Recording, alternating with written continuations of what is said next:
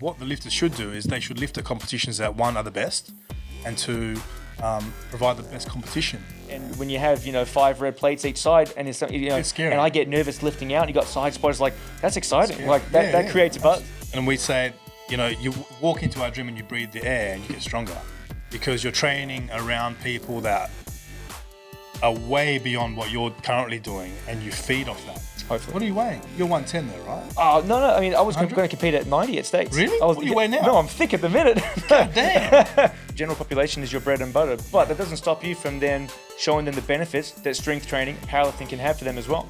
That's literally our philosophy. Yeah. Literally our philosophy. That's what happened to me when I first competed, right? I competed and just put a huge smile on my face, and I walked away thinking, I want to do that shit again. Yeah. So, and what we find is most people who do a novice comp, they normally come back. Welcome back, everybody, to the next episode of the Strength Institute podcast. Today, I've got Dan Rucci with me. Thanks for coming in. No worries, Nev. Thanks heaps. For those that don't know, Dan Rucci is one of the owners of Ruccis Gym. I would say the biggest powerlifting gym probably in Australia, definitely in WA. It is the biggest powerlifting gym in Australia. I would probably say it's probably close to one of the biggest in the world. It's pretty ginormous. Not that I've been to every powerlifting gym, but I haven't seen one bigger. No. And Dan's also the GPC delegate for WA. And they run all the GPC competitions here, sanctioned competitions and novice comps out of their gym at Rucci's. And so, we're going to be talking about everything powerlifting today. Awesome. I'm really My excited. favourite topic. Yeah, absolutely. First thing I'll say, Nev, is I really like your gym. Thank you. It's neat, tidy, and a lot of gym owners should come in here and have a look because I think they could learn a lot from your gym. We try to run a tight ship when we can. Very, very good. Yeah, Everything has its place. You Yeah. can see that you haven't wasted space. Everything has a reason. Everything has a reason. Yeah, like I was saying before, and Adrian will attest to this outside, that if something doesn't get used for basically more than a week, it gets put up on Marketplace, and we find something that gets used. Didn't use the leg press? Gone. Gone. That's it. Yeah, no, there's not enough space to... we're running in the building's about 200 square meters, gym floor about 140, so everything needs to get used. Otherwise, it's out of here. It's really nice, man. I mean that. Really nice. Well, we appreciate it. We appreciate it. And we're going to talk about how your gyms have grown over time as well, and Sure. maybe a bit of an aspiration for here too. Sure. But I guess I just want to start right back at the start. Is how did you first get into powerlifting? Well, Paul and I sort of have a soccer background. So in our teens, we played a lot of soccer. And then what happened was, I think Paul struggled with some injuries. And I think through that injury and sort of the rehabilitation protocol, we found strength training. And that would have been, I don't know, if I was to guess, maybe early 20s, maybe mid-20s, something like that. We didn't get into powerlifting straight away. It was just general gym bro training, trained at Bayswater Waves, a local gym. And then one day I came across some newsletters from a friend now in Melbourne, Marcos, who's the owner of PTC HQ. Really liked his philosophies on training and, just sort of build rapport with him over time. And then even he at the time was not running any powerlifting, although he had done some powerlifting in his past or been involved in it. And then eventually sort of his gyms evolved to a point where they started competing in powerlifting, and then eventually obviously evolving further from that, running GPC and some big events. And that's sort of how it started, man. Our first comp here in Perth was at the pit at Henry's Gym in 2010. So I'm a bit of a senior when it comes to powerlifting, which is crazy. Would you say that was your first comp that you competed in? Yeah, so our first comp was state titles here in 2010 from memory. Look, man, I think there would have been, if I was to guess, maybe about 20 lifters, not very big, but, powerlifting back then wasn't wasn't as big as, not that it's huge now compared to other sports, it's still quite niche, but back then it was very, very, very, very small, but, it's come a long way since then, obviously. It's come a long way. But that's sort of how it's just to shorten the story. That's kind of how we got involved in powerlifting, and that was 2010. And then and that's kind of how our powerlifting journey started. And then we just fell in love with it. And what we fell in love with about powerlifting was the fact that it's an individual sport, but you need a team around you to make shit happen. Basically, and we say this a lot. It's a team sport played by individuals. You know what I mean? Yeah. So even you'll notice in the gym when you're training and the teams around, this might be someone lifting, but there's like 3 people spotting, and helping. And that's what we loved about the sport, is the camaraderie it built between people. And Paul and I really enjoyed that part of the sport. Yeah, that was probably what drew us in the most, was seeing, even at that comp, how close-knit and how friendly and how supportive all the lifters were to each other. Yeah. And you don't get that in a lot of sports. Some sports are bitchy, and look, you still get it in powerlifting, obviously, but for the most part, the sport is quite inclusive. And that's probably what drew us to the sport, to be honest. Yeah. And it was also a way that we could vent or express strength, right? So you do all this training, and there was a mechanism where we could express the strength that we had built up. So that was also probably a huge factor. Yeah, it's great. I guess my introduction to powerlifting actually started with strongman with Dan Rucci. I was sitting at uni. We're both doing our exercise and sports science degree, and I heard this guy talking behind me, asking someone, how much they lifted, and he was throwing out these numbers. I'm like, this guy's full of shit. He didn't know I was lifting that much weight. I turn around, and I see this mountain of a man, Dan Rucci, right? I thought, oh, maybe he is lifting this much weight. I went and introduced myself afterwards. I said, I heard you talking about some of your squat numbers. He's like, yeah, no, I do powerlifting, but I'm a strongman. And he's like, you should come try it sometime. Just super friendly, invited me to his house. He used to train out of his garage at the time before training out of the pit. And he got me into strongman. I guess it was a bit of a powerlifting base. We didn't bench, but it was a lot of deadlifting, a lot of squatting, which set me up. And I did a bit of strongman, and then sort of fell in love with powerlifting after that. Yep. But yeah, it's funny how you get sucked into it. It's just so different from your normal gym training. That's a perfect example. Dan could have just flicked you away, but invited you in. And that's how the sport grows. It's by just really good communities of people. Yeah. And it doesn't matter which gym you go to, they've all got their own community, So yeah, that's exactly why we fell in love with the sport of powerlifting. Yeah, fair enough. Exact example. Yeah. And then so what was you're falling in love with powerlifting, you started competing, you're training it. What was the first step into opening up your own gym? And it actually has gone through several renditions as well, because it started as a PTC Perth and now it's evolved into Ruccis Gym. Yeah. Look, to be honest, we live north of the river. And look, I've always worked for myself, had multiple businesses, have had some failures, had some success, like any sort of business owner. We always promised ourselves we would never have a brick and mortar business. So we always did a lot of online stuff, flexibility and all that type of thing made it appealing. And then in 2010, we started competing. And then over the next couple of years, we continued our training. I think we had a slight break for a little while. And then we came back to it. Obviously, I'd been speaking to Marcos quite a bit, and I know that he was looking to open up some PTC gyms in various cities. And I think at the time, Scott had opened up PTC Brisbane, and then Paul and I just decided that one day it was our turn, and we decided to open up PTC Perth. Look, in honesty, if we had lived closer to the muscle pit, we probably just would have trained there. Yeah. As it worked out, obviously it was a little bit too far from us, and there was sort of nothing north of the river. And being the types of guys that we are, figured that we'd have a go. And so, PTC Perth was born. So we opened in June 2012. So next June it'll be 10 years. Wow. So, it goes very, very quickly. Obviously, there's a bit more to the whole story, but essentially that's basically what happened. At the time, I was working with Paul, doing some control stuff, and I've always had a problem with authority. So I never liked having a boss. So, and that was, we just opened our gym. It would have been like literally June or July. Gym was going well. And so Paul and I were still working full time at the time. What were you doing? What were you doing full time? I was doing some control systems work with Paul. So we were doing some work on some mine sites and stuff. Oh, nice. I had a little bit of a falling out with the boss. And then I just one day just walked out on him and thought, fuck it, I'm gonna go 100% at the gym. This is what I want to do. And that's pretty much the story of my life, man. I make a decision, I just go. I literally just walked out. I didn't go into work thinking I'm going to resign. It happened in like 2 seconds. Yeah. And then I said to myself, if we're going to try and make something of this gym, then we have to be full time. And that's just some advice for anyone out there who wants to become a personal trainer or wants to do anything in life, right? There's no way you can be successful unless you're 100% in. Yeah. If you've got a fallback plan, you'll never be successful. No. Even just not diving in 100%, I know exactly what you mean. When I was joking around earlier, this is my version 2. My version 1 was at my parents' house, about 25 square meters of gym space, and a little addition to the side of the house. And I was finishing off my uni at the time. I was working from there part-time. I was playing rugby, and I did that for about a year and a half. And I realized, if I really want to build this, I finished off the uni degree. Yeah. I've got to stop playing rugby as well because I can't risk getting injured. I can't risk, breaking a leg and not being able to train people. And when I stopped doing that and focused on just building clientele and training people, was able to get the clientele base up to the point where I could move into this place. So it really is, you have to dive into things 100%. Look, man, any business is like a baby. It needs to be nurtured, right?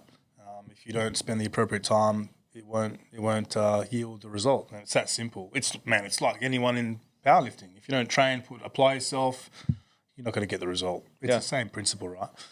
So yeah, look, that was our first gym was June 2012. It was 170 square meters of pure bliss, very much similar to your gym.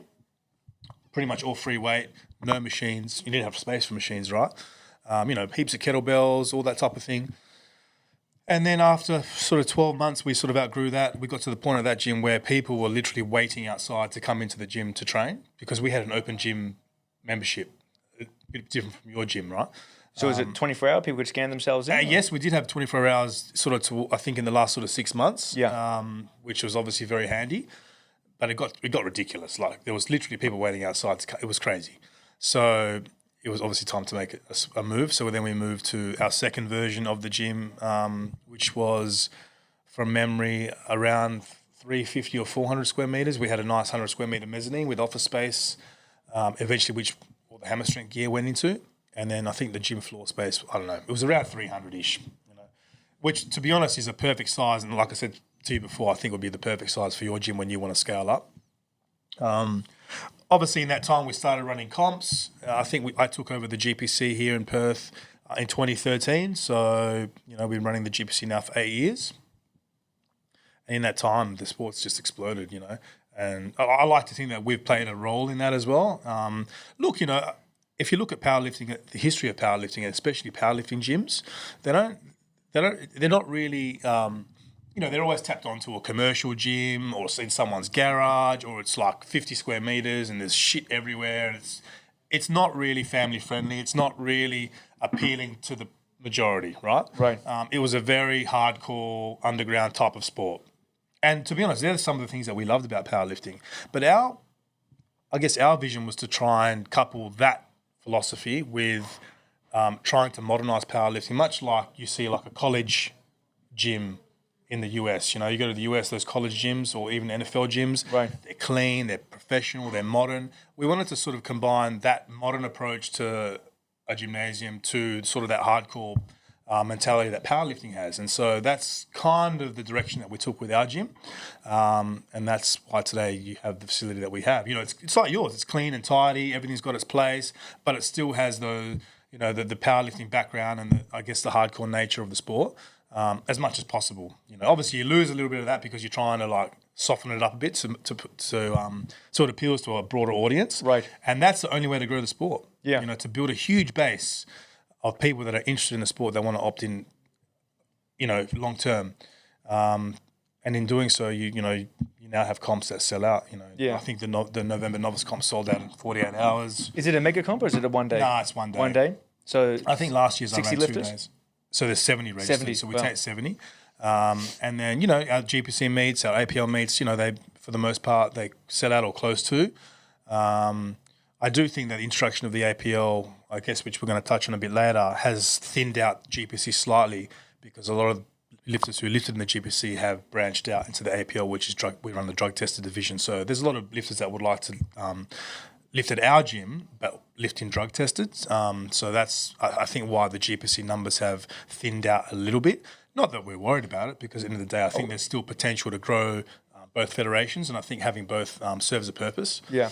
And you might see that on the computer, on the statistics, but really if you go into a comp, you're not seeing that. You're seeing quite a busy day, lots of lifters. Oh, they're still busy, I mean, man. it's not it's not like it's getting quieter or anything like that. Look, I think this weekend at Perth Cup we have, from memory, somewhere I think close to 80 lifters. We've got 3 flights a day. Normally we'd run 4, so it is down a little bit. Normally we have about 100, but again, I think that's just due to, like, for example, also the invitational coming up, and that's taken maybe 10 lifters away that wouldn't have normally lifted in Perth Cup. I do think that the APL has also taken a few lifters away that would normally lift in the GPC. But that's okay, because it means that there's room in those comps now where we have room for growth. Yeah. If we keep selling out GPC meets, there's no room for growth. We can't grow. So I think it's a good thing that we're not selling out those meets at the moment. It's just spread out over a couple of federations, which is a good thing, yeah. Yeah. And you're talking about sort of, room for growth and the competitions that you're running. And you've mentioned a few different federations as well, like the APL, GPC. But basically, how many comps are you running out of Ruccis Gym in a year? And can you sort of break down, the different federations? Because you have novice comps, which are unsanctioned, Yeah, you got GPC, APL. So we sort of run anywhere between this is quite arbitrary. I don't know. I think around 8 to 12 comps a year. I don't think I've ever run 12, but around 10. I can't remember how many we run this year, and it kind of depends on what's going on. Like if I'm running it this year, I'm running the invitational. In some years we've run national events. Like we've got GPC nationals next year. So it kind of depends on what's going on. We run 4 novice comps a year, so we have comps that help build base. So we have the novice comps, which sort of bring down the barrier to entry for new lifters to come in, experience what powerlifting is.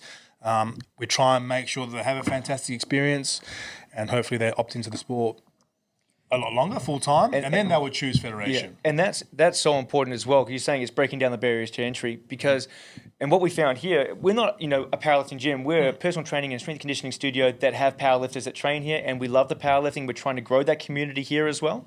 That's why we're starting to get more powerlifting specific equipment. But we have a few sort of big lifters, and then all of a sudden you're seeing people that are just doing, general strength training, watching, and then they're like looking a little interested. So what's this all about? We say, hey, let's get you into it. We'll start training you up a little bit. Like, I don't want to compete. I don't know how many times I've heard, I don't want to compete. All the time. And then all of those people have ended up competing, and all of them have started at a novice comp at Ruccis Gym, right? And that's so important, because they like, I don't want to get into it. You don't have to wear the soft suit at a novice comp. Oh, I'm worried about this. Hey, it's a novice comp. These are people that have maybe competed once, maybe never before. They're the same as you. They're the same as you. They have no experience, just as nervous as you, that have the same... Yeah, they're just exactly the same as you, right? And so when you get a whole bunch of people together that are trying a sport that, makes them feel like that, nervous, and especially doing it at our venue, where, it's big, it's just like a full-on thing, right?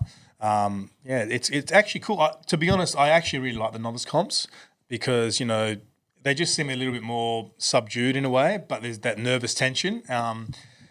Whereas, when you obviously start getting into the other meets, your GPC meets especially, things are a lot more serious, so it's just a bit more tense. Obviously, that's fantastic as well because that's, people are in their element. We have our elite lifters. It's great. Obviously, it's just a different thing. But the novice comps are great because, you're just seeing the general person come in, having a go, in their shorts and T-shirt, and then they walk off the platform with a huge smile, and it puts a smile on my face, right? Because, that's what happened to me when I first competed, right? I competed and just put a huge smile on my face, and I walked away thinking I want to do that shit again. Yeah. So, and what we find is most people who do a novice comp, they normally come back. Very rarely do we see someone compete and not come back eventually, and that's just because they have a great time, and things are run well. It's orchestrated in a way that makes it fun for them, and I think that's the most important thing about trying to develop the sport from a grassroots perspective is making it fun. There are lots of people running kind of little small novice comps and stuff, which is cool. I think it's better if people came to our gym to do them because then they get a real sense of what powerlifting is and not sort of in a gym that's just been slapped together with a bit of equipment, because they get a better feel for what powerlifting is going to be for them in the future if they decide to opt into a federation. That's just my feel. Obviously, I'm going to be biased, but that's just how I feel about it. Novice. So we have novice comps, and then we have sanctioned competition. So those competitions are basically sanctioned by a governing body. So we are. I'm the delegate for the GPC here in WA, and Paul's the local contact. I guess he's the delegate for the APL here in WA, and together we run, a non-drug tested federation, which is the GPC, and then we run a drug tested federation, or we run the drug tested division of the APL here in WA. Right. And to be honest, the barrier to entry is still quite low. The only thing you've got to have is the membership to the federation, and you've got to wear a soft suit. And some of the equipment, for example, in the novice comps, we let people use whatever belt they want. When you step that up to sanctioned competition, there's certain restrictions on equipment. You can't have Velcro and padding and stuff in your belt. So there's a few things that change, but still the barrier isn't that high, especially if you've decided that this is what you want to do. And so what we found is people actually are more... take this step from novice to sanction quite easily, which is cool. And also they're coming into a competition that's more serious. They've done well at a novice comp. They might have done 3 novice comps, and they've sort of built some strength up. Then they decide to take the step to sanctioned competition. Now, obviously, there's progression to the sport, right? There's novice comps, there's local sanctioned competition, and then there's your nationals, there's world championships, there's invite only, there's all sorts of stuff, right? So, we like to take lifters through the lifetime and progress them through the sport, much the same as any sort of coach would, obviously you want to see your lifters do the best they can. So naturally it makes sense to try and progress them through the different levels. And we run, local comps, and then we also run national events occasionally. So we've run Teen Juniors Masters for the GPC in 2018. 2019, Paul ran the APU Classic Nationals, which was huge. And then next year we have GPC Open Nationals in September, which is going to be... that's going to be really exciting. Which is going to be a great meet. Yeah. Later on this year in October, we have the GPC WA Invitational, which is basically an invite-only meet, 15 men and 15 women, head-to-head, and it's all done on formula. We have to do it on formula. There's no really other way to do it. We wanted to do something a little bit different for this one. Most invite meets use some sort of weight class system, biggest total in each weight class wins. We wanted to keep the comp smaller because the problem is, even if you look at Pro Raw, you go to 4 weight classes, you still have to have like 60 lifters, right? Which sometimes can be really hard to fill, especially in the with the world, what's going on, with the landscape at the moment with COVID. So we wanted to run something a little bit different. 15 men, 15 women, winner on Glossbrenner, easy. Super easy. Clean cut. That's going to be really exciting as well. We want to touch a bit more on that now. So the GPC Invitational, is this the first of its kind in WA at least? I haven't... Yeah, so the GPC itself here in Australia has never run any sort of invitational or prize money meet like this. So it's the first of its kind for GPC Australia. It's, without being 100% certain, I'm pretty sure it's the only sort of comp of its kind in WA. We've got pretty much 15 men, 15 women. We've raised $12,500 in prize money, which is fantastic. There'll be basically $5,000 for the men, $5,000 for the women, equal split. And then we've got $2,500 in like some other special awards that people wanted to do. So it should be good. I think the winner, the male and female winner gets $3,000, and then it's $1,500 second, $500 third, and there's also some custom trophies being made as well for the top 3. But look, man, I think it's going to be a great meet. Yeah, I really think it will be, and it's something that we want to run biannually, so every 2 years. I think every year just gets a bit much, especially there's a lot of demand on trying to get sponsorship money to try and have prize money. I think every 2 years makes a bit more sense. It also means every second year it opens us up to run a nationals or something else. Right, yeah. Well, every second year you're creating more demand for it. Do you know what I mean? If it's every year, maybe not the demand for it, like you're saying, raising money can be a little hard. Also, you might take away from your states or nationals if people are only training for the invitational. Exactly. You're not going to get the best lifters lifting it, other events. I think every 2 years kind of makes sense. Look, this year what happened was I set my date, October 31st, and then pretty much I've done all my publicity, I've pretty much organised everything, and then it was announced that Pro Raw was going to be the week after. I'm like, shit. Obviously, it wasn't planned. It wasn't on purpose. There wasn't much I could do about it, but it was too late to change the date, and there wasn't really anywhere else to put it. So I figured I'm going to go ahead with it. I only need 15 men and 15 women anyway. In the end, unfortunately, Pro Raw, I think, has been cancelled because Tony Doherty's cancelled or postponed the show until next year. That doesn't change much for us anyway because I pretty much had locked in my my lifters. So, yeah, I mean, it is what it is. I mean, some lifters did decide to lift in Pro Raw or not invitational, which is okay. I'm happy either way. As long as people are lifting, man, that's all that matters. Right. How are you finding, especially with over the last month with Victoria and New South Wales really having a lot of outbreaks and having to lock down parts of the state? Obviously we're worried that they're not going to be able to make it over. I know it's a little bit of time still. Yeah, I'm just looking at the list here now. If you look at, there's 1, 2, 3, 4, 5, 6, 7, 8. So there's 8 lifters in the Invitational who are coming from over east. But mainly Queensland, to be honest. So I'm not sure what the border restrictions are going to be like for Queensland. Okay. We do have Laura Scrow coming from New South Wales, so that's potentially going to be an issue. She is still training, but I'm not sure if we're going to be able to get Laura here. It is what it is. There's not really much we can do about it. We do have lifters sort of on the wait list, so if someone pulls out, we can backfill with another lifter. Look, we can only do what we can do. Yeah. Either way, even if we end up with 10 men and 10 women because we've had pull-outs and we haven't been able to backfill them, it's still going to be a great meet. If you look at the lineup, even from just the WA lifters, it's stacked, exceptional. Yeah. So either way, it's going to be a great meet. Yeah.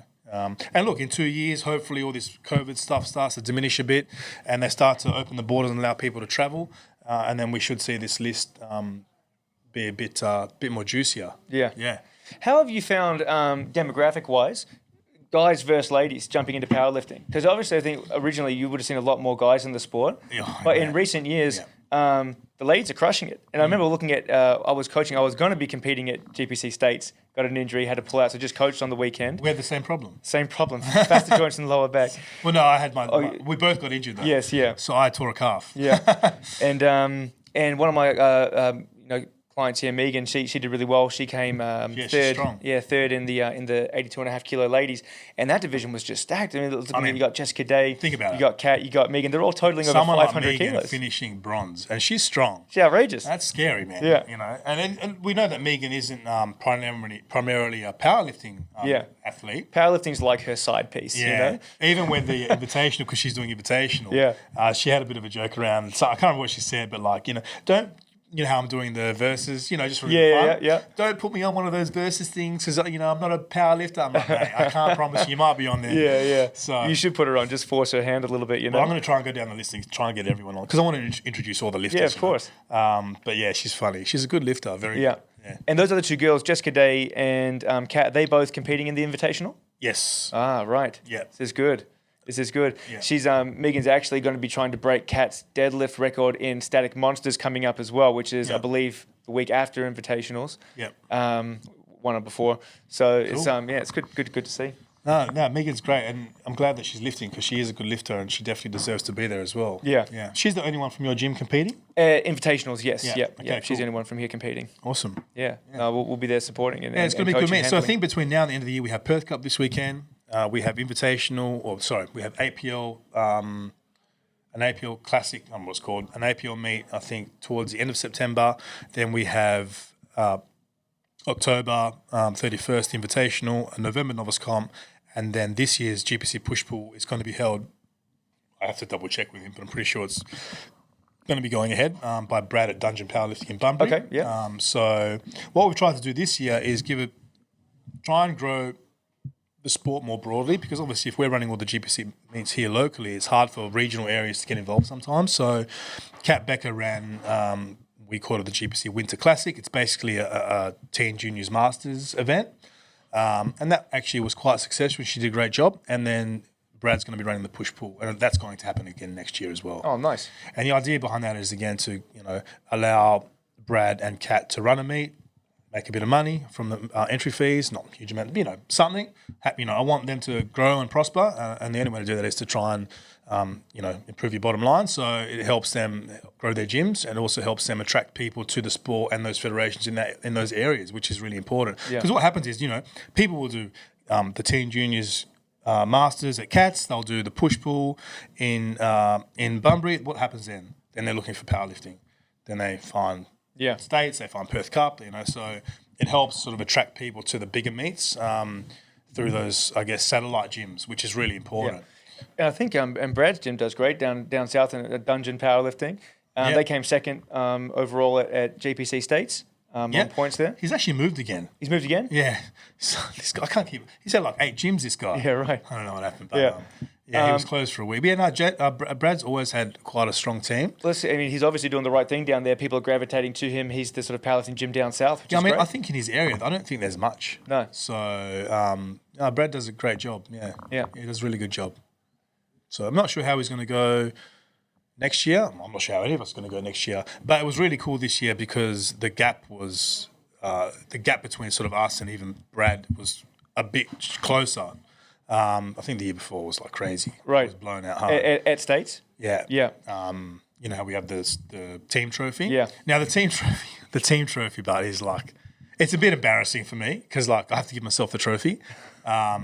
It wasn't there to give myself a trophy, right? It was there because I think what the team structure does, it helps bring the teams together because you're at the back and you can see the team tallies. Nev, you can get your team together and go like, we're third when if you finish goal, you know what I mean? Like it just creates a dynamic that I think helps facilitate a better environment for each individual team, and then even the camaraderie and the banter between the teams as well. It's a thing, and I know we were aware of it too because I think that was the goal, was to we wanted to get we're newer to the powerlifting scene. We wanted to have a big presence at States. I think we were going to have 9 lifters out of plus. We had 8 lifters. I coached on the day. We ended up coming third on the day on the team trophy points. That's great. And it was fun because AJ from Smith's Fitness, we actually grew up playing rugby together since under 13s or 14s against each other, I should say, and on the same rep teams. But he's always been like 1 year ahead of me. Like he opened his gym like a year before me. Like he upscaled the year before me. He just is like this bit. And I was like, I gotta get ahead of him somewhere. You know, we just got pipped him. But AJ also has a nice little team down there, and he's got Troy there, who specialises in powerlifting. I coached Troy for a few years, so you know he knows his shit. He's good, and I think they've got a nice community down there. Absolutely. And so his team always does well as well. I mean, if you speak to AJ, he'll say, well, they're not like a specialty powerlifting gym, and I completely get that. They've got 2 monoliths, so they do a fair bit of powerlifting out of there. I mean, it's good. Yeah. Look, to be honest, man, even with our gym, I wouldn't say we're 100% powerlifting. We can't be. You know, we do heaps of general work with general population, personal training, nutrition, all sorts of stuff. So I think in order for gyms like ours to survive, who I guess at face value look like a 100% powerlifting gym, you need to be able to branch out and sort of work with those other populations. Yeah. You know, because let's be real, they pay the bills. That's what we say is that general population is your bread and butter, but that doesn't stop you from then showing them the benefits that strength training, powerlifting can have for them as well. That's literally our philosophy. Yeah. Literally our philosophy. So, and that works quite well. You know, we have a semi-private model. I think do you have a semi-private model here, or is it all one-on-one? So we have one-on-ones, and we do have a membership base, but to get the membership, people have to do at least one coaching session a week. Yeah. And then all of our memberships include sort of the programming. So we do all the programming for everyone as well. Okay, cool. So, but we actually have a semi-private model, and also one-on-one personal training. So depending on, you know, suitability and budget and all that type of thing, you know, we can filter people into different services based on their individual needs, which is cool. And obviously we've got the gym so big that we can have lots of different things sort of running at one time as well, which is handy. But you need to, and also to be honest, sometimes I find working with general population brings a sense of a reward that is kind of absent sometimes in powerlifting, because, you know, I work with an elite lifter. He's elite, he's strong. If I get him from a 300 kilo squat to 320, it's awesome. But like, you know what I mean? Yeah. Where if I get someone who walks in who can't squat, who can barely walk properly, can't squat properly, and then in a year you get them squatting 100 kilos, that to me is a massive achievement. Yes, you know? I think sometimes there's more reward in helping the general person perform simple shit, which to them is not so simple. And I think there's, you know, you're literally improving someone's life, you know. You know, so I think sometimes there's a lot of reward in that. Yeah. I think it's hugely rewarding, Yeah, it's huge, right? Yeah. And I think, like you said, it is your bread and butter. But I even think just for the heart, you know, because I think that's why we all got into health and fitness, is to help people. Yeah. And with powerlifting, like, it's a sport. Like, I'm not making someone's life better from getting from a 300 kilo squat to 350. Right. In fact, his probably life's going to be worse. He's probably going to be always sore and cranky. Like, obviously, we're talking about powerlifting as a sport is extreme, right? Yeah. We're not talking about health and fitness anymore, but just for general health and fitness, I think, you know, I think that's why most of us got into this, right? Is to help people. Yeah. And so I think most of us will find our roots there, to be honest. And I think powerlifting is a passion. It's a love thing. We do it for the love. I know that's definitely the case for Paul and I. You know, and it's been a long time now. Yeah. Do you recall what your first total was at your very first competition? Oh man. Or roughly the numbers that you were It would have been. lifting? I think it was 420. Okay. I think it was 420. I think I squatted 150 or 160. I benched 120. I deadlifted 160 or something like that. I can't remember, something like that. Wow. So you've gone 100% in your squat then, because you are a 300 kilo squatter for those that aren't aware, which is pretty big milestone. I don't know if I squat 300 right now, but you have I was hoping to squat 300 at States. I mean, when I tore my calf, I squatted 250 for 3. Yeah. I probably had 2 reps in reserve, maybe 3. You know, so I was, you know, that puts me around the 290 on a good day, maybe 300. But unfortunately, I wasn't meant to be. So hopefully next year I can get back to the platform. And I would love to put up 300 as a master. So obviously when I squatted my 300, I was 38. I'm going to be 43 next month. So I was hoping to do that this year. Unfortunately, it wasn't meant to be, but hopefully next year. I'd love to squat 300 as a master. I want a total 700 as a master. So, you know. Well, I was going to ask you sort of what are your personal goals in powerlifting? You want a total 700 as a master? That's the main one? Oh, look, you know, I'd love to squat 300 as a master. Bench 180, which I'm not that far off. And then, you know, my deadlift's always been shit. Not shit, but to be honest, deadlifting for Paul and I is doesn't feel natural for Paul and I. So when we first started lifting, it wasn't a lift that we spent a lot of time on. You know, we'd deadlift once a week, but we'd squat 3 times a week, you know. Right. So for Paul and I, it just wasn't a lift that we just didn't feel it. Yeah. And so in saying that though, lately, especially in the last year, I've tried to spend a lot more time deadlifting and then trying to improve my deadlift, and it actually feels like it's moving More along. comfortable? My best deadlift's 260. It's not shit, but 300 kilo squat, a 260 deadlift. And it's not like I'm a 140 kilo guy. Right. I'm a lightweight really, so really my deadlift should be right up there. Yeah. But hopefully I'd like to get my deadlift to about 272. Yeah. To that sort of 600 pound mark. Look, ideal. If I could go 300, 180, 272, I would love that. Yeah. But we'll see. Yeah. I feel your pain, but my kryptonite is the bench. I tell you what, like my squat and deadlift is the same. Not right now because I'm still recovering, but 270 squat and a 270 deadlift in the same sort of calendar year. Bench press is 140. It's like, what's going on here? Look how big you Mate, are, man. I've got these noodle arms. Yeah. I've got these noodle arms. They're too long. That's why I'm good at deadlifting. Kills They you. just hang around my knees. Yeah. No, I don't know what it is. It's just I've always loved doing the lower body stuff. My dad always says that's the Mills genes. We have strong legs. Look, man, So- Paul and I are the same. Love squatting. Yeah. Not that we hate deadlifting. It's just it just doesn't feel natural for us. Right. And I pull conventional. I've tried to pull sumo because I've had some SI joint issues in the past, and I tried to reduce shear on the joint, and so I thought sumo more upright. Yeah. No, I actually popped the joint pulling sumo. Oh, right. At a meet in Brisbane. I flew to Brisbane. I bombed because on my first deadlift, the joint popped. Yeah. I couldn't walk, As soon as your SI joint goes, man, Yeah. it's painful. So then I completely scrapped the sumo idea, went back to conventional, and to be honest, I haven't had an issue since then because I've just worked on building a rock solid back. Yeah. Our coaching philosophy is quite simple. It's technique above everything else. So Paul and I try and obviously apply that to our own training. So, I think in the right position, I'm very strong now compared to what I was maybe 5 or 6 years ago. So haven't had any issues around my SI joint, which is good. Every now and again, it feels a bit funny. Yeah. But I haven't had any acute incidents that would render me absolutely useless. Right. Which is good. Yeah. Yeah, I think my goal this year was I really wanted to hit that 300 deadlift. It's sort of a number that I'd had in sight for a long time. You guys were talking about Yes, yeah, and it's still, we're doing a little Strength Quest videos, and I pulled a 270 about 2 weeks before States. I was hoping to go around that 280, maybe 285 mark at States, but still have sort of 6 months of the year left to train. Yeah. And then on my first warm-up set, I did all my mobility, warmed up. Felt good? It felt good. The first warm-up set on squat, 75 kilos. I keep in mind 2 weeks before I'd squatted 265. I go down, pop, lower back just goes. I'm like, you got to be kidding me. 70 kilos. 75.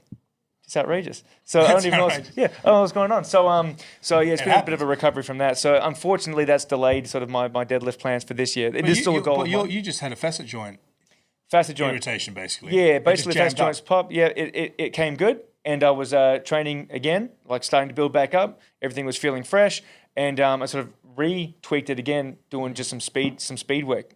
So I was just like, all right, just lower body's on hold for a minute, get everything right. I've been seeing a really good sports physio. He's given me a lot of really good exercises that I thought I'd be fine at that I just can't do for shit. How do you find the reverse hyper? I like the reverse hyper. I mean, especially for what you got. Yeah, I like the Get reverse some hyper. blood through that lower back, traction the lower back a little bit. 100%. I use the reverse hyper 3 times a week at least. I use it after my squats, after my deadlifts. And again, it's not heavy weight. It's just that, repetitive, just tractioning movement, which I think is fantastic.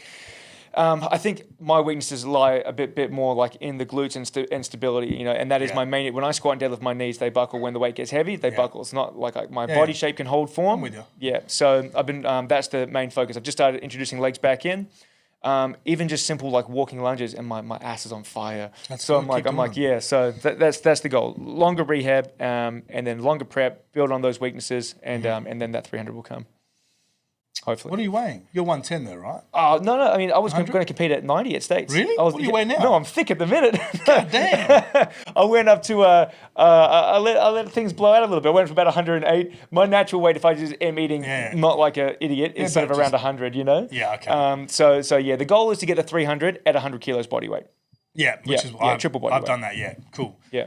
Look, triple body weight squat is nice. Yeah. Or a deadlift, Yeah. You want to do them in the same meet, 300, 140, 300. Yeah, I want to get that. I would love to get a 160 bare bones. I would love to get a 180 long term. I think, four blues each side would be pretty Mate, nice. you got to do more benching. We're going to bench after this. Oh, geez. Yeah, we'll see. We'll do something.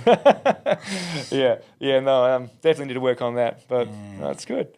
Bench is obviously a tricky one because what we find with bench is it's a maturity lift. Yeah. It takes time to develop, So the longer you stay training, the better your bench will be. Yeah. Because it is an unnatural movement for us. Right.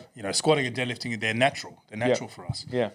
Whereas benching is, let's be real, when do we have to be in that position pressing that much weight? Right. Never. So unless you're a prop or something. Yeah. But even then, you're standing. You're not. That's right.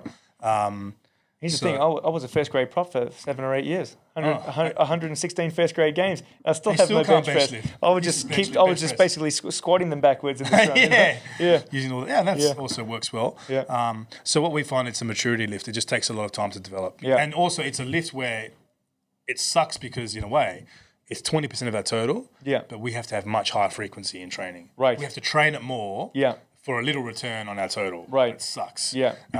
But yeah, it is what it is. Yeah, exactly. What I started doing is just surround myself with monsters. Like we got Big Gavin here, who's a 200 kilo bench presser, and strong. And I just got to I'll just hang out with him, and then those numbers become normal, and then on my body I'm willing it into existence, And you bring up a good point, man. And this is what we say about our gym. When people come in, and we say, you walk into our gym and you breathe the air, and you get stronger because you're training around people that are way beyond what you're currently doing, and you feed off that. Right. And when you can go on Instagram. I can scroll Instagram now and look at 200 kilo benches all day. It's way different when you see it in real life. Yeah.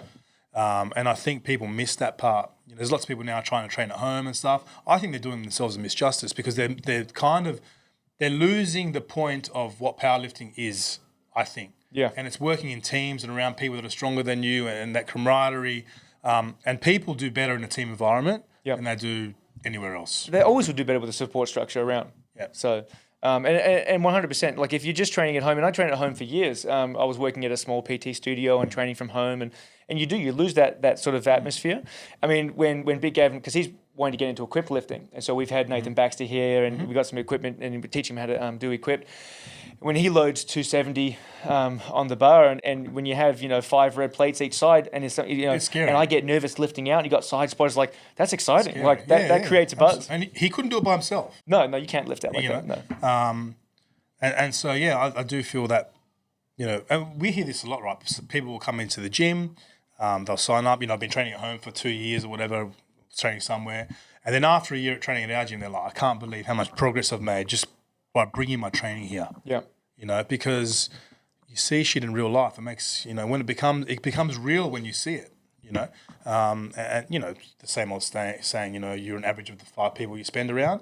It's kind of the same thing. If you're in the gym with 100 other lifters, you're going to be the average of all those people, and if the average is high, guess what? It means that one day it bumps, your performance up because, survival of the fittest, right? Yeah. So yeah, I guess that's one of the other reasons why we like having the team structured how it is, Yeah. Because people do better in groups. That's right. Like you said, once you've got a support structure in place. So, mate, it's the same thing with personal training. You'll speak to people the same as I do. I've been training by myself at Jets or whatever. Pick your 24/7 chain. I pay my $10 a week, but I haven't really seen any progress in 12 months. As soon as they come to you for your personal training or whatever they're going to do, what happens? That's right. Big improvements. Because there's a support structure in place. Yeah. And accountability. Yeah, and that's part of the support, that support structure, right? Is that accountability? Someone sending you messages when you don't rock up for training, making sure you're doing things correctly. It's a huge, and that's why coaching is important, even for an elite lifter. Like a lot of people, it's funny, and I don't know if you see this. You probably do. I see it a lot. Is what we find is people who are getting into the sport, beginners seem to think they don't need a coach, right? Yeah. And I say to them, well, our elite lifters have coaches. So what makes you think as a beginner that you don't need one? It's because they don't really understand the concept yet of coaching. And I always say, you go to the Olympic Games, right? Every one of those Olympic athletes has a coach there with them. You always see it, right?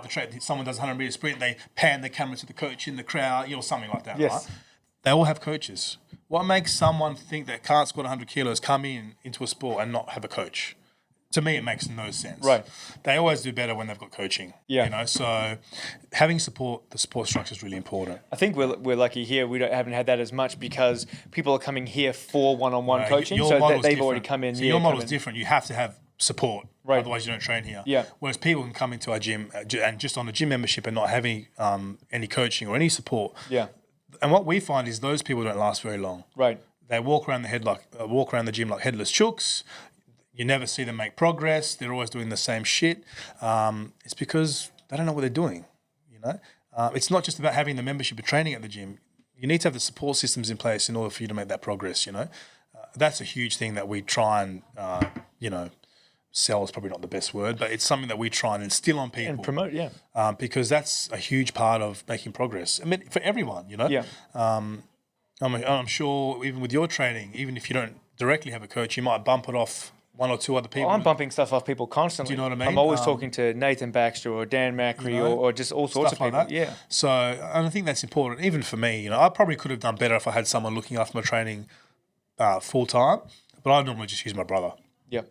You know, I just bump some stuff off here, make sure. I'm probably a little bit different from most people because I'm normally on the conservative side with my training in terms of like, you give someone, you're going to work up to a heavy single at 9. They'll go at 9. Yeah. Like they'll everything's on the line, right? Yeah. Whereas I'll take it to a technical at 9, you know? Right. Not an absolute 9. Yeah. So I'm a little bit different from a lot of people because I'm happy to like work Just to pull a it back a little technical, bit. Yeah. work to a technical RPE. Whereas, you give that to someone else and they'll almost, their knees are almost touching, you know? Right. You know what I mean? So they take it to an absolute at 9 rather than looking at the technical. So I've been it's been good for my own training because it means that I've been able to maintain good quality and still make progress. But yeah. If that makes sense. It does, yeah. Yeah. Everyone's different there, man. Like most people go to an absolute 9. We'll take it to an absolute number rather than, trying to work in the technical nature of their lifting with the numbers they're choosing. Yes, yeah. I see that quite regularly as well. When you're saying, I want 2 reps left in the tank here, 2 in reserve, and they'll send me a video like, yep, really, really solid session. I'm like, you couldn't have got an extra rep there. He's like, oh, I think I could. I don't think you could. Or you look at me and go, bro, okay, you could have got 2 left, but like what? Yeah. like you're way beyond your technical limit, you know? Yeah. So yeah, that's the problem with one of the problems that you had to have with RPE. Yeah. It's great for auto regulation and stuff, but it's really for people who understand how to use it properly. Right, yeah. You know? Like everything, there's a learning curve. Yeah, that's right. Talking of Ruccis Gym, version 4, is that your end game? Do you have more plans? Do you want to ever expand on that? I mean, I think you were saying before that we started, it's 1,300 square meters, the gym? This gym's 1,350. 1,350. So the actual gym floor is 1,000, I'm pretty sure. And then all the admin areas make up about 350. Yeah. So I think it's 1,050, the actual gym floor itself. Right. Look, man, to be honest, the gym we're in now it's big. We don't really need a bigger gym. The only reason we would move is if the landlord didn't want to renew our lease or we wanted to buy a building and he didn't want to sell it to us. That's honestly the only reason we would probably move. Yeah. In terms of the building itself, there's not much more we need, So do I see us moving from here in the future? Maybe, but it would have to be under very special circumstances. Sure. It's not like I need a bigger building. Right. I've got everything I need. Yeah. We've got everything we need. So You just rattle off for people listening that haven't been to Rucci's. I mean, you said 7 monoliths at the moment? yeah, there's 6 in the warm area and then there's 1 on the platform. So there's 7. Yeah. So there's a plethora of equipment. There's no shortage of equipment. So yeah, we're very happy with it. The building's nice. It's new. It's what we wanted. The structure's perfect. Look, to be honest, we're 43 this year. The only thing I would see eventually one day is us probably downscaling it, not getting bigger. And that's just because, man, I don't want to be 50 and running some huge gym unless I had people running it for me. You know what I mean? So it kind of gets to the point in life where you've been doing something for a long time and you got to get to the point where it's like, well, what am I really doing here? I love the sport, but that doesn't mean I have to run a huge gym. I can still be involved in the sport and not have my whole life encapsulated by it, right? Right. To be honest, I really like your model, the model of it's essentially a private facility. Yeah. In order to train here, you have to be coached by us. You have to do at least 1 PT session a week. We do all your programming. That's definitely a model that Paul and I would consider. Yeah. That would be far into the future because you can have a smaller gym. Yeah. you can and you can work with everyone rather than having a gym that's just an open gym. It's just a bit of a different vibe. Yeah. You know. Look, in saying that, we still run powerlifting. So, if we were to downscale, it probably would mean we wouldn't run powerlifting anymore. Don't get the wrong idea. I'm not saying that we're doing that. I'm just saying in the future, like when I'm 50, I don't know what I'm gonna want. Right. I do know that as you get older, things change, priorities change. I've got a daughter now. I want to spend more time with her. I want to, essentially, I want more freedom in my life, right? Because I think as you get older and you realise that, time is the only real commodity we have, right? So you want to spend it wisely doing things that you want to do. So it's not saying I don't want to do powerlifting. I do, but I don't want to do 100 hours a week of it. Yeah, you know what I mean? exactly. So I'm happy to do my 40 hours like everyone else. Yeah.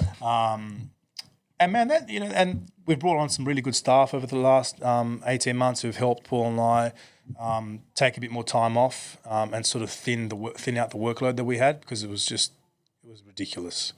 And it gets to a point where, if you do something too full on for too long, you start to resent it. You start to not enjoy it anymore. I mean, burnout's a real thing, right? Yeah, burnout, right? And that's certainly not where we want to be, because we do want our gym to be long term. And so in order for that to happen, it means that Paul and I need to really work on getting the right balance in our own lives. Yeah. And we've kind of got that now. There's still a little bit more work to do, but it's definitely something that's, like 2 years ago, it was very difficult for me to go away for a week. Yeah. Now it's a lot easier.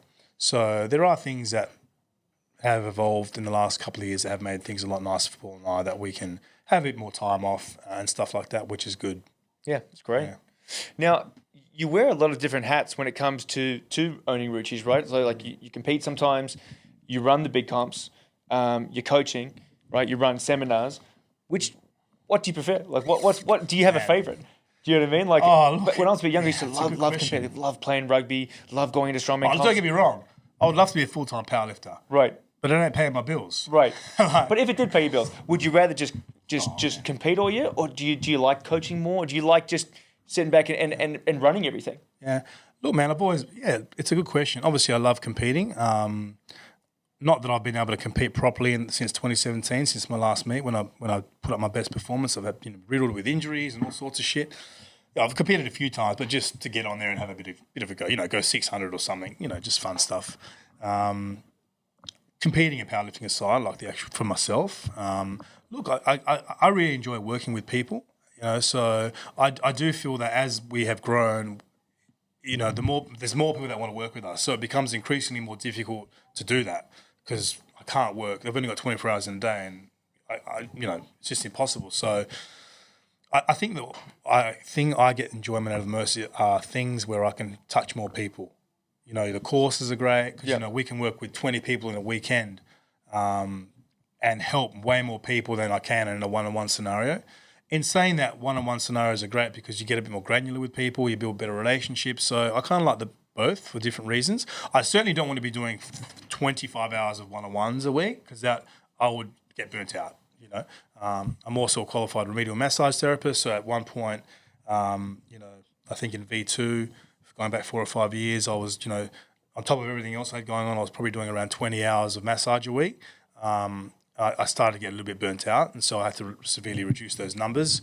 At the moment, I'm just doing some stuff from home. I do 1 or 2 a week. It's just for a bit of extra cash in the pocket, bit of fun money. So I don't really do a lot of remedial. In saying that, obviously my remedial skills are great and my knowledge is great, because I'm able to apply that to coaching and educating. So that's really good. It's a good question, man. To be honest, I enjoy running comps. I don't enjoy it always tying up all my weekends all the time, but I love it, Yeah. So that's really a tough question. I must say I do enjoy things where I'm able to serve more people. Right. Yeah. That's probably I get the enjoyment out the most, yeah. Yeah, okay. Comps would probably be that thing, because while I'm not perhaps all the time involved with each lifter individually, we're able to put on an event that enables them to do what they love doing, and I think that's an important thing. Nice. It's a community thing, right? And I think powerlifting plays a role in the community, because it keeps people doing other things outside of powerlifting that perhaps wouldn't be good. Yep. We have so many people come and talk to us that powerlifting has saved their lives. Depression, anxiety, it actually has helped literally save people's lives, and I've had people tell me that. So that's probably the most important part about my job. Yeah. I guess. But I wear many hats, delegate, coach, educator, gym owner, the list goes on, So sometimes it's hard to manage all those different hats. And it's funny because, when I talk to different people, I've got to put a different hat on. Yeah. Depending on who I'm talking to and also the circumstance, right? Yeah. Because I could be talking to the same person in a different circumstance, but I've got to wear a different hat. So, I might be talking to one of the lifters I coach, and having that relate. And then I've got to, on the other flip side, I've got to talk to them as a GBC delegate about whatever, or refereeing or whatever it might be about something. And, and sometimes you can it gets a bit sticky sometimes, you know. But, I do the best I can. I enjoy the many hats. Keeps me on my toes. I'm certainly not someone. I don't want to get too bored, So I like having different things that keep me occupied and keep me on my toes. I do like giving back to the sport, so being involved in the GPC at a high level as well is something that I'm passionate about, because I do think that powerlifting, while it seems like it's come a long way, it really hasn't and needs to go a lot further. Yeah.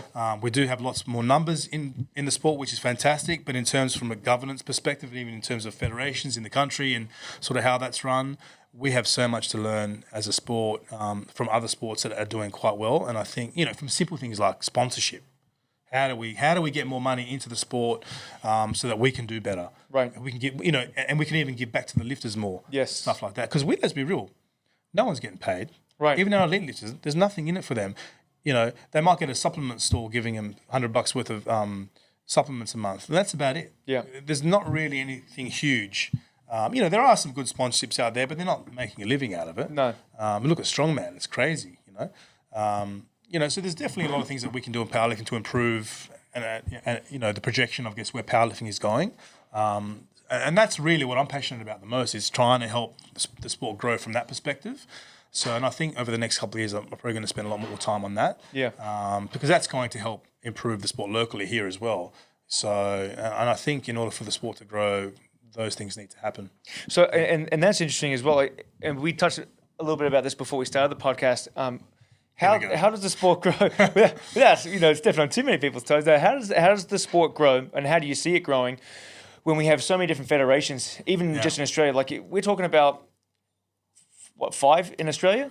Just in Australia? Look, let's just talk about WA. Just in WA? When we start talking about Australia, there's like 7 or 8, maybe 9. So here locally, non-drug tested, we have the GPC. We have CAPO, so that's basically GPA, WPC. And we have, say, our drug tested, we have the APU, which is the IPF affiliate. We have PA, which I don't know what's going to happen with PA now. It used to be the IPA. After this Wilkes debacle, I don't know what's going to happen. But PA, which is our World Powerlifting affiliate. And then we also have the APL. Right. So we have literally three drug-tested federations here in WA and 2 non-drug tested. And there could be a couple others, but like these, right? They're the main 5. Now look, when you think about it, WA isn't a big community of lifters. No.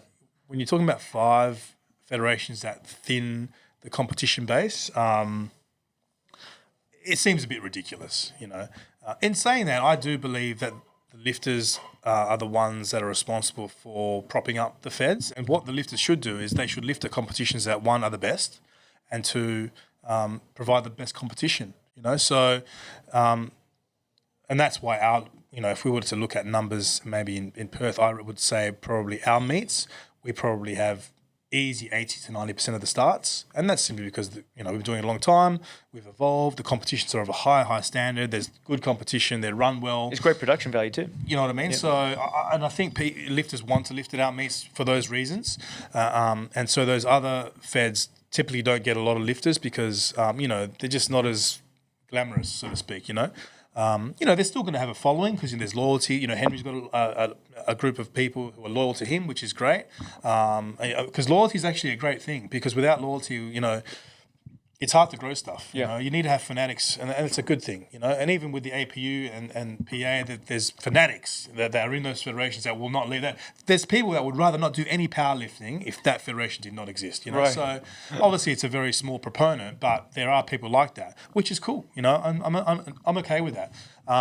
How the sport grows is, I think sure, we can continue having all these federations, but I think all the gym owners and everyone needs to, can just continue working, building the base, building the grassroots, and providing people with a great experience. And I think if we can continue doing that, and then we let the lifters choose where they want to lift, then I think we're on a good projection from that point of view. I think that do I think we need all these federations? I think we can all agree that we don't. Right.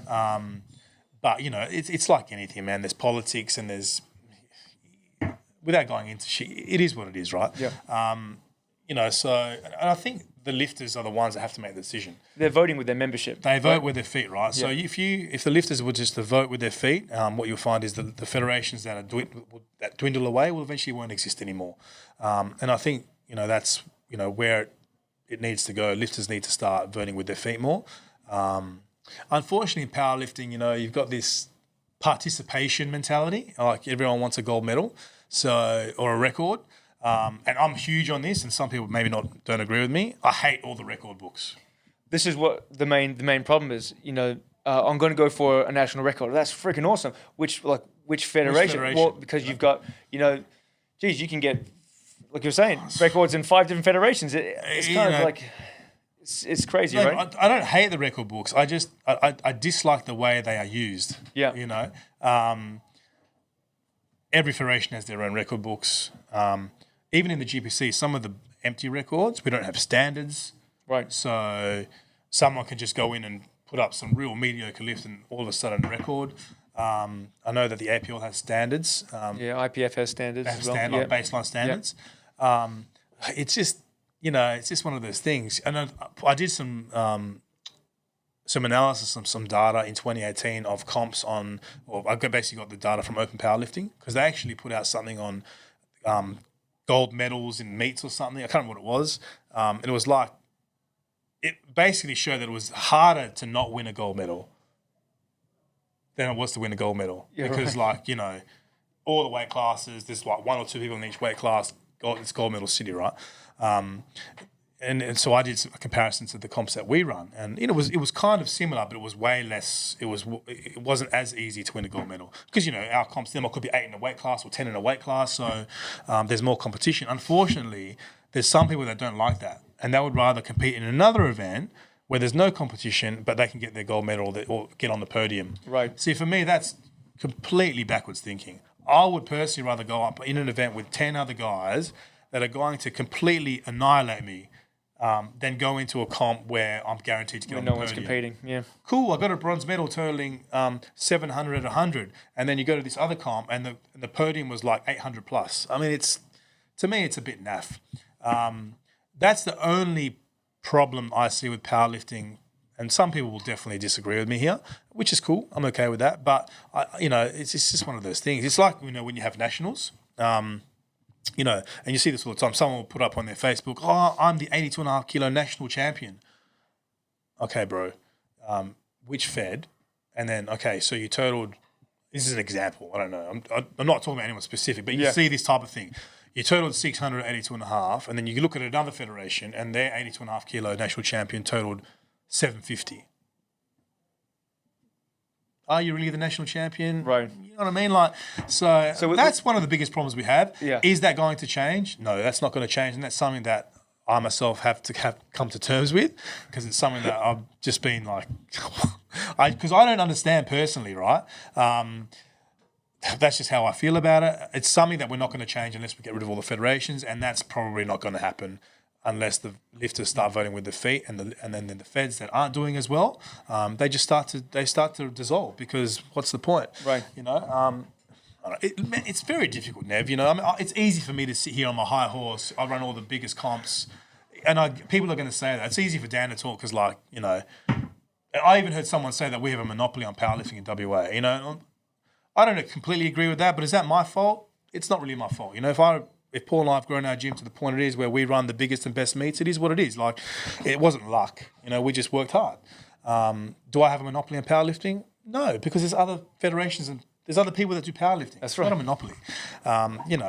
Do we have a huge point of difference? Sure. But that's the way the world works. It's like anything. But This is a very touchy subject, man. People, There's probably people who are going to watch this and be cringing and shit, but like, and I'm happy to talk about it. I'll talk about it with anyone. I like the fact that and I'd said before that International Weightlifting Federation, one federation governs all the weightlifting bodies. It's easy. There's one set of records. So we there's spoke about one this standard. before. There's one rule set. Equipment is the same everywhere. So like you go to GPC, raw is knee wraps and a belt for squat. You go to I'm not sure what APL is, but APU and PA, knee wraps is equipped, right? Well, so in belt APL, only. there's different divisions. So you can have a classic division or a wrap division. There's actually different record books. It's crazy. So now look, going back to the IWF thing, weightlifting is in the Olympic Games. So naturally, that's everyone's long-term goal. That's the end game, right? So we don't have all these splinter federations because there is that's the federation. In powerlifting, we don't have the Olympic Games, and like I said to you, Nev, I think that's actually a good thing for powerlifting. For various reasons. But that's why we have all these splinter feds, right? Someone doesn't like that person, doesn't like that rule. I'm going to do my own federation. I reckon I could do a better job. They copy and paste the IPF rule book, they make some changes, and off they go federation. That's basically what happens in powerlifting. We've seen it happen here locally in Australia. That's how GPC pretty much started. So it's just one of those things, man. I don't personally have the answer. I don't think there's one person that does because I think we're all going to have our own bias. Which is completely understandable because we've all got vested interest in different federations, right? It's man. Well, I know. See, the end goal for IPF is to try to get powerlifting into the Olympics, and I know they've been included now into World Games in 2022. It's going to be this year. They pushed it back 1 year because of all the COVID.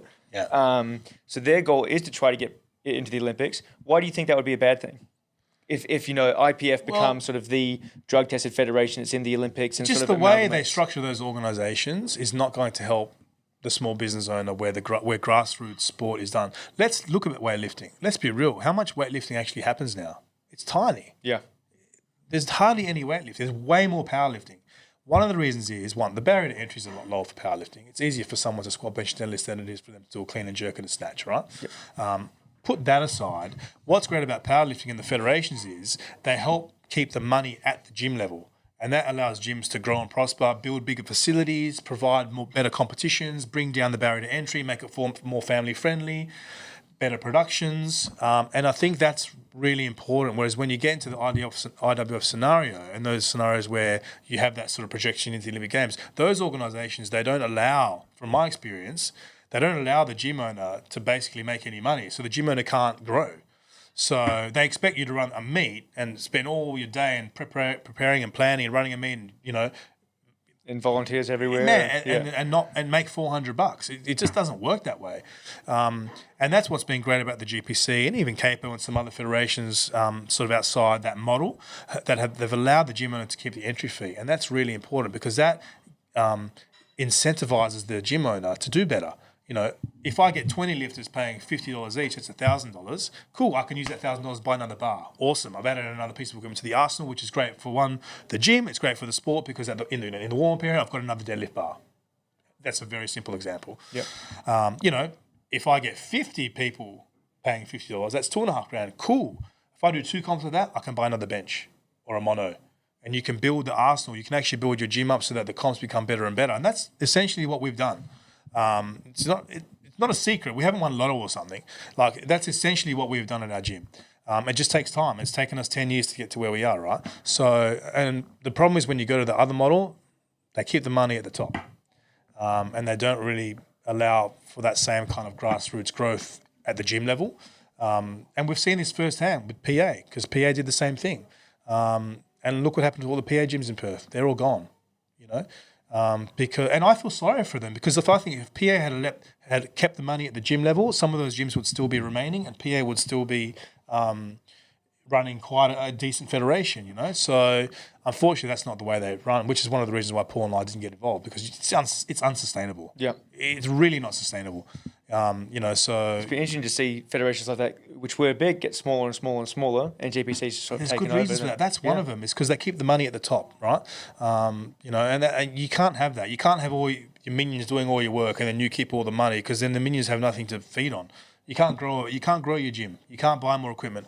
You know, oh shit, I've only got one mono. I'd really like another one, but then I'm gonna have to pay for it. Like, why should I pay for the mono? You know, you get into this. It's a very difficult situation. I think going into the Olympic Games, let's be real. The first thing is you've got the drug problem. Yeah. There's no way in hell that the Olympic Games is going to put powerlifting in the Olympic Games. Right. I just can't see it. They already want to get rid of weightlifting, right? Because of the drug problem. And powerlifting is way worse than weightlifting. Not to mention, even if they did put powerlifting into the Olympic Games, it would be single ply equipped.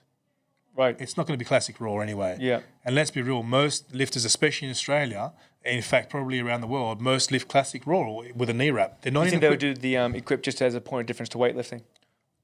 Real powerlifting is in equipment. Right, I guess, yeah. So if you go originally, for people that like powerlifting now, it all started off basically it was all equipped, so right? a bit of history on powerlifting. And then raw. Classic raw was only introduced in 2010 in the IPF, so that would be in knee sleeves. Before that, you had to be in equipment. We didn't have to be, but you would because obviously you put up your best total. Yeah. And in fact, if you go back to sort of early 2010 to 2015, that period, people people who were involved in powerlifting, say in the US, they would consider classic raw CrossFit. Yeah. It's only now where classic raw and raw knee wraps is starting to become a thing, right? If they got the sport into the Olympic Games, it would be single ply equipped IPF. Yeah. It's not going to be classic raw. Okay. Well, I don't think so anyway. yeah, I guess the number of people doing equipment is just so small. It's null anyway. Yeah. Because like most people, let's be real, are not going to lift. Your mum and dad lifters aren't going to lift single ply equipped. No, there's no chance. So what's the point? Right. Yeah. I mean, even I'm not going to do it. I mean, I don't want to. Like, I just don't have it. Not that I don't have the interest. It just takes a lot of time. It takes so much time to learn everything. It's just like a whole new world opens up to you when you It's time. Yeah. You know, and one of the reasons why powerlifting has grown in the last 10 years is when classic raw was introduced in 2010.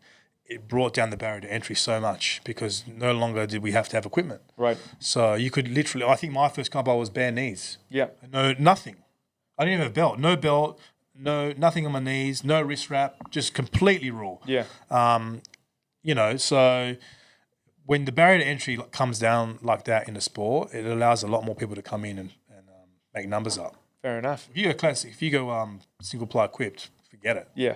Obviously, there's still a huge contingent of single ply equipped lifters, but the reality is most people come through classic raw. And a lot of them are mum and dad lifters. You know, the amateur people, they just want to have a good time and have a lift, and they're not interested in putting on equipment. Yeah. Yeah. I wouldn't put them in equipment, most of them, because they're not strong enough anyway. To handle. You know, you have to have an element of strength and more importantly, a skill base in order to use equipment. And so, like, it takes time. Absolutely. You know. Perfect. Well, I guess we can finish off just if there's anyone that's watching that's sitting on the fence about if they should get involved in powerlifting, or what would your words of advice be to them? Oh, man. Look, I found powerlifting just through training.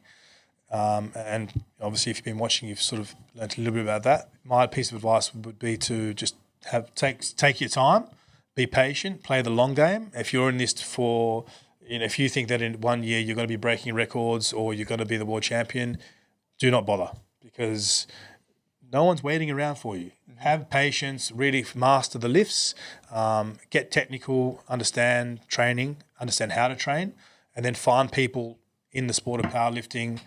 I might know a couple who can help you, because at the end of the day, no one does it alone. And in order to get somewhere, you're going to need the help of professionals who understand the sport and how to get people from point A to point B. Patience is probably the biggest piece of advice I would give someone. Yeah. Perfect. What about you, Nev? What would you say to someone?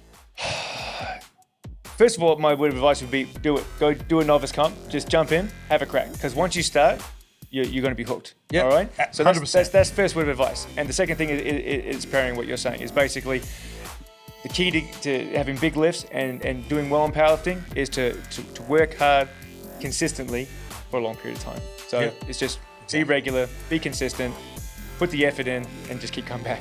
And everything will go the right direction for you. No, what you said, Nev, like, if you hesitate, you won't do it. Just do it. Make a commitment to yourself. Do a novice comp, because at the end of the day, you've got nothing to lose. You're going to be stepping onto the platform with other people that are exactly the same as you, have the same inhibitions as you. They're going to be nervous, the same as you.